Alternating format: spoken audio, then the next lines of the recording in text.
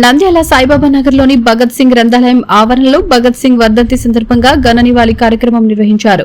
Lawyer Shankaraiah ఆధ్వర్యంలో జరిగిన ఈ కార్యక్రమంలో భగత్ సింగ్, రాజ్ గురు, సుఖ్దేవ్ చిత్రపటాలకు పూలమాలలు అర్పించారు. అమర్ రహే నినాదాలతో ప్రాంగణం మార్మోగింది. ముఖ్య అతిథులుగా doctor Brahmareddy, doctor Chaitanya, lawyer Srinivasulu తదితరులు పాల్గొన్నారు. యువత అమరవీరుల త్యాగాలను ఆదర్శంగా తీసుకోవాలని పిలుపునిచ్చారు.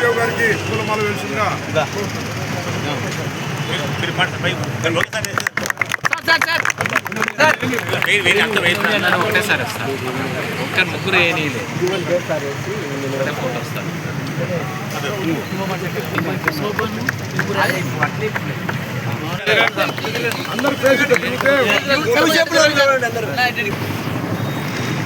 సార్ కొంచెం వచ్చాయి సార్ కొంచెం సార్ కొంచెం సార్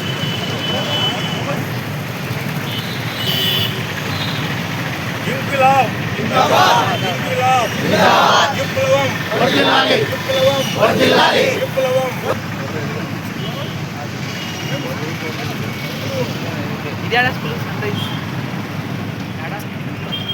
వర్ధంతి సందర్భంగా మనం ఈ కార్యక్రమం జరపడం జరుగుతుంది.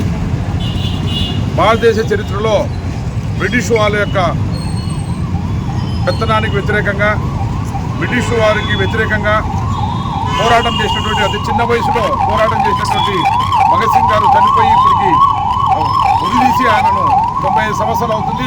1931లో ఆయనను గురుదేవులు సుఖ్దేవ్ గారిని గురి చేయడం జరిగింది. ఈ సందర్భంగా మనం ప్రతి సంవత్సరము వర్ధంతి జరుపుతున్నాము. ఈ వర్ధంతి సందర్భంగా ఈరోజు ఆయన చిన్న వయసులో భారతదేశంలో స్వాతంత్ర పోరాటంలో పాల్గొని బ్రిటిష్ వాళ్ళకు వ్యతిరేకంగా పోరాటం చేసేటువంటి వ్యక్తి కాబట్టి యువకులు దాని స్ఫూర్తికి తీసుకోవాలనే ఉద్దేశంతో మన భగత్ సింగ్ గారిని మనం ఒకసారి స్ఫూర్తికి తీసుకోవాల్సినటువంటి అవసరం ఉంది. కాబట్టి ప్రతి సంవత్సరము భగత్ సింగ్ వర్ధంతి సందర్భంగా మనము ఇక్కడ వర్ధంతి సభలు జరుపుతూ ఉన్నాము. కాబట్టి ఈరోజు కూడా మన భగత్ సింగ్ గ్రంథాలయం దగ్గర భగత్ సింగ్ వర్ధంతి సందర్భంగా భగత్ సింగ్ విగ్రహానికి మనం పూలమాలలు వేసి తర్వాత భగత్ సింగ్ యొక్క చరిత్రను, ఆయన చేసేటువంటి పోరాటాన్ని మన అందరము వచ్చినటువంటి ఉపన్యాసకులు వచ్చినారు, ఆ విషయాలన్నీ మనకు తెలియజేస్తారు. కాబట్టి మొట్టమొదటిగా ఇప్పుడు భగత్ సింగ్ గారికి డాక్టర్ బ్రహ్మారెడ్డి గారు పూలమాల. ఈరోజు భగత్ సింగ్ వర్ధంతి సందర్భంగా భగత్ సింగ్ గ్రంథాలయంలో ఈ కార్యక్రమం నిర్వహించుకుంటున్నాం. 23 ఏళ్లకే భగత్ సింగ్ని సుఖదేవ్, రాజగురులతో పాటు బ్రిటిష్ వాళ్ళు ఉరిదీశారు. ఆయన వయస్సు ఎల్లప్పుడూ 23 ఏళ్ళే. ఇప్పుడు 100 దాటిపోయి ఉంటుంది. కానీ ఆయన మనందరికీ కూడా చిరంజీవిగా 23 ఏళ్ళ వయసే గుర్తొస్తూ ఉంటుంది. బ్రిటిష్ వాళ్ళు మన విప్లవ వీరుల్ని ఉరిదీశారు. ఆ రోజు బ్రిటిష్ వాళ్ళకి సహకరించి పరోక్షంగా భారతదేశంలో అనేక మంది విప్లవ వీరుల మరణానికి కారకులైన బ్రిటిష్ వాళ్ళు మద్దతిస్తున్న వాళ్ళు ఈరోజు దేశాన్ని పరిపాలించడం విచారకరం.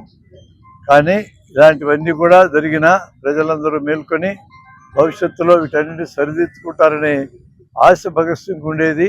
ఆశ మనకి కూడా ఉండాలని నేను కోరుకుంటున్నాను. వేలాది మంది దేశం కోసం ప్రాణాలు అర్పించారు, అనేక మంది త్యాగాలు చేశారు. మరి మన స్వాతంత్రం వచ్చింది. మరి ఇంతమంది చనిపోయినప్పుడు కూడా భగత్ సింగ్ గారినే మనం ఇంతవరకు 90 సంవత్సరాల నుంచి ఎందుకు కోరుకుంటున్నామంటే ఆయన భవిష్యత్తును కూడా ఊహించాడు. ఈ సమాజంలో సమసమాజం కావాలని కోరుకున్నాడు. కులాలకు, మతాలకు, మూఢనమ్మకాలకు వ్యతిరేకంగా శాస్త్రీయ దృక్పథంతో ముందుకు పోవాలని చెప్పి కోరినటువంటి వ్యక్తి భగత్ సింగ్. అందుకని అతని ఆశయాలు ఇప్పుడు కూడా నిలబడి ఉన్నాయి. ఆయన ఎంతకాలమైనప్పుడు కూడా యువత ఈ స్పిరిట్ తీసుకొని కుల మతాల భావాలకు వ్యతిరేకంగా సమాజ స్థాపన కోసం ఈ దేశంలో పెరిగేటువంటి పేదరికాన్ని తీసివేయడానికి, అందరూ సమాజంలో బతకడానికి ఆయన కోరుకున్నాడు. కాబట్టి మనమందరం కూడా ఆ వైపు ప్రయాణం చేస్తారని, ప్రధానంగా యువకులు ఈరోజు సార్ చెప్పినట్టు అధ్యయనం చేయాలి. భగత్ సింగ్ గారు తన జీవితంలో చాలా పుస్తకాలు అధ్యయనం చేశాడు, మంచి రచయిత. అట్లాగే అనేక తన వీరునామా కూడా రాశాడు. అట్లాంటి వ్యక్తిని మనం స్మరించుకుంటున్నాము. అందుకని భగత్ సింగ్ గ్రంథాలయాన్ని ఇక్కడ మనం ఏర్పాటు చేశాము. కాబట్టి సోదరులారా అందరూ కూడా పైన మీటింగ్ హాల్కు రాగలిగితే భగత్ సింగ్ ని మనం స్ఫూర్తిగా తీసుకొని ఈనాటి యువత వారు చేసిన త్యాగాల్ని గుర్తుపెట్టుకొని ఇలాంటి కార్యక్రమాల ద్వారా భగత్ సింగ్ ని మళ్ళీ ప్రజల్లోకి తీసుకురావడము ఎంతో ఉపయోగకరము. మనం ఖచ్చితంగా చేయాల్సిన పనిగా నేను భావిస్తున్నాను. తక్షణమే సబ్స్క్రైబ్ చేసుకోండి. నోటిఫికేషన్ కోసం బెల్ ఐకాన్ క్లిక్ చేయండి. మరిన్ని అప్డేట్స్ కోసం ప్రతి ఒక్క కుటుంబానికి ఉచిత ప్రకటనలు వచ్చే విధంగా మీకోసం మీ ముందుకు వివిధ న్యూస్ టీవీని ఏపీ ఫైబర్ నందు 99వ ఛానల్ మరియు యూట్యూబ్ నందు వీక్షించెదరు.